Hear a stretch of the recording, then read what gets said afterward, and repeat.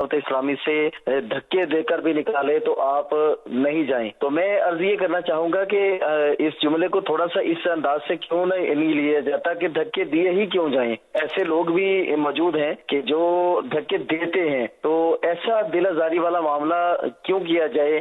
जो लोग जिनसे ऐसी हम उम्मीद ही नहीं रखते कि जनाब ये भी कोई खिलाफ शरा काम करेंगे, लोगों को जो दावत इस्लामी वाले बनाने वाले थे उनको उनकी जगह पर दावत इस्लामी से निकालने वाले हों, इस पर तवज्जो की दरख्वास्त है कि इस हवाले से भी कुछ गुफ्तगू होनी चाहिए। जज़ाकल्लाहु खैरा। बहुत सारी दुआओं का तालिब मोहम्मद एहसानुल हक अत्तारी जड़ावाला से। सुभान अल्लाह। देखो हर मामले में क्राइटेरिया होता है। अब धक्के देने वाले कभी तो नाहक धक्का देते होंगे, कभी बरहक धक्का देते होंगे। अब मसलन ये कि आपको दावत इस्लामी के जिम्मेदार ने बिल फर्ज है ना फंडिंग के लिए काम सौंपा।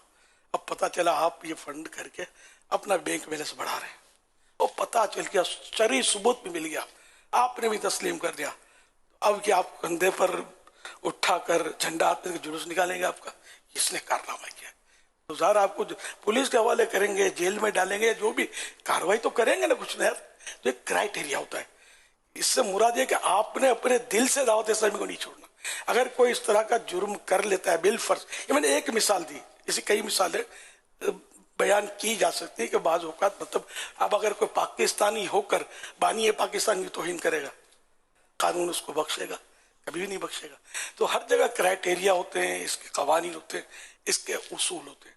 तो हम ना ऐसी हरकत करें जिसकी वजह से हमें कोई अपने मुल्क से निकाले, कोई जेल में डाले, या अपनी हम तंजीम की बात करें तो हमारी तंजीम से कोई हमें निकाले, दावत इस्लामी से निकाले।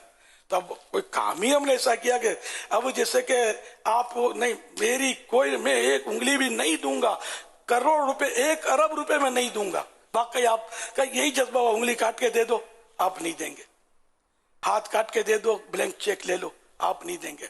और अगर डॉक्टर ने कहा हाथ सड़ गया, कैंसर हो गया, ये कंधे की तरफ बढ़ रहा है और जान खतरे में, हाथ कटवाना पड़ेगा, डॉक्टर अभी अभी काट दो।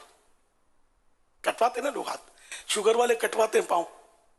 तो क्या अब इसका मतलब ये तो नहीं हुआ ना मैं कभी भी नहीं कटवाऊं। मैं भी कहता हूं मैं कभी भी नहीं कटवाऊंगा पाँव, अल्हम्दुलिल्लाह मेरा 100% ज़हन है। लेकिन ऐसे हालात पैदा हुए तो अब तो ये भी कटेगा, हाथ भी कटेगा, पैर भी कटेगा। अल्लाह पाक से हम आफियत का सवाल करते हैं। तो ये हर मामले में मतलब ये कि कोई ना कोई क्राइटेरिया होता है, कोई फ्रेम होती है, और कोई मतलब दायरा कार होता है कि बात अगर इससे बंदा हटता है तो फिर ये कि उसके साथ वो हिसाब किताब होता है। तो अगर कोई जुल्म करके किसी को निकालेगा तो वो जवाब दे अल्लाह पाक के यहाँ, और अगर कोई खुद जालिम है इसलिए निकालना पड़ा है तो वो जवाब दे।